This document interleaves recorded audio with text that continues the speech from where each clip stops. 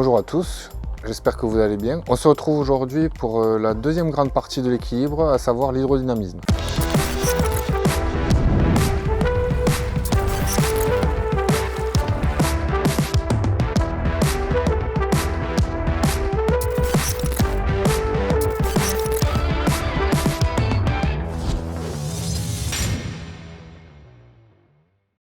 Cette vidéo, comme vous allez pouvoir le voir, va nécessiter peut-être d'autres vidéos un peu plus complémentaires qui vont permettre d'affiner un petit peu la perception. Mais on va en tout cas aujourd'hui essayer de dégrossir vraiment cette grosse partie de la natation qui est donc l'hydrodynamisme. Si on devait vraiment résumer ce à quoi correspond l'hydrodynamisme, ça va être les différentes résistances que va pouvoir rencontrer le nageur au cours de sa course, au cours de son parcours, et réussir donc à les diminuer pour être le plus hydrodynamique possible. Juste pour rappel, les résistances à l'avancement dans l'eau sont 1000 fois plus importantes que dans l'air. Donc l'intérêt pour le nageur, ça va être déjà de réussir à réaliser un bon plongeon avec une phase aérienne assez importante pour rentrer le plus loin possible dans l'eau et donc déjà de bénéficier de la moindre résistance de l'air par rapport à l'eau durant cette première phase et la seule qui se fera donc hors de l'eau. Donc on va essayer de lister les différentes résistances ou traînées qui vont s'opposer à l'avancement du nageur et voir comment est-ce qu'on va pouvoir réussir à les réduire. Les premières de ces résistances, ça va être les résistances frontales qui peuvent être assimilées au mètre couple. Le mètre couple, pour la définition pour les concours, c'est la projection orthogonale sur un support vertical.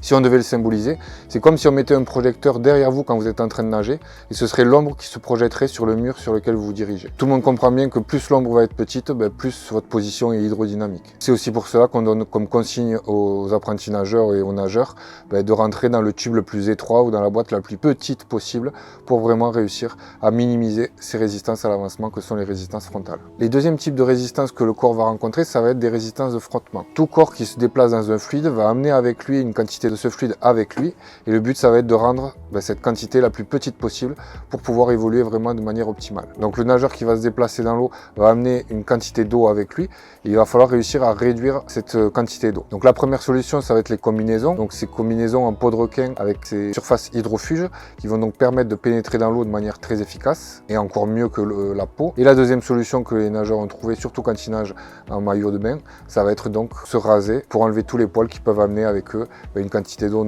non négligeable pour les très poilus, on va dire, et surtout pour les gens qui vont faire des courtes distances et les sportifs qui vont faire des courtes distances parce que ça peut jouer un petit peu sur votre performance. Vous n'allez pas gagner des secondes et des secondes en vous rasant, mais par contre la sensation est vraiment exceptionnelle, vous allez vraiment vous sentir glisser dans l'eau et c'est vraiment quelque chose de très agréable. D'autant plus que ça favorise la performance puisque ça vous permettra de gagner un petit peu en hydrodynamisme. Le troisième type de résistance qu'on va rencontrer, ça va être la résistance de vague.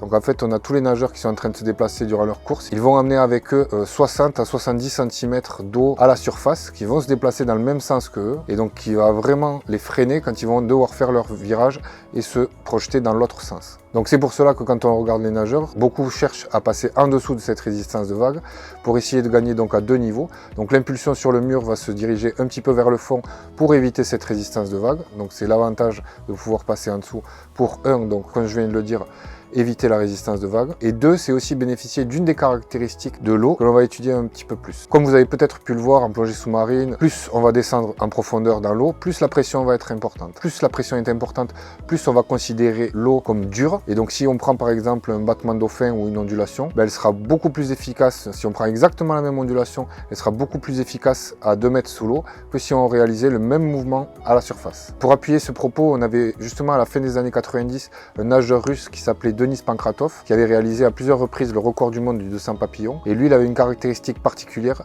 c'est que sur son 200 mètres papillon, lors de sa première longueur de 50 mètres, il réalisait 40 à 45 mètres sous l'eau, collé au fond, pour vraiment bénéficier donc du coup de la dureté de l'eau et que chaque ondulation qu'il réalisait puisse le propulser de la meilleure des manières. On a par la suite la FINA qui a donc réglementé en ce sens en limitant les coulées à 15 mètres pour éviter que la natation ne devienne une activité subaquatique et qu'elle soit télévisuellement vraiment moins appréciable à regarder. Voilà pour cette petite introduction à l'hydrodynamisme. J'espère que la vidéo vous a plu. N'hésitez pas à liker, vous abonner et à suivre les stages que l'on vous propose.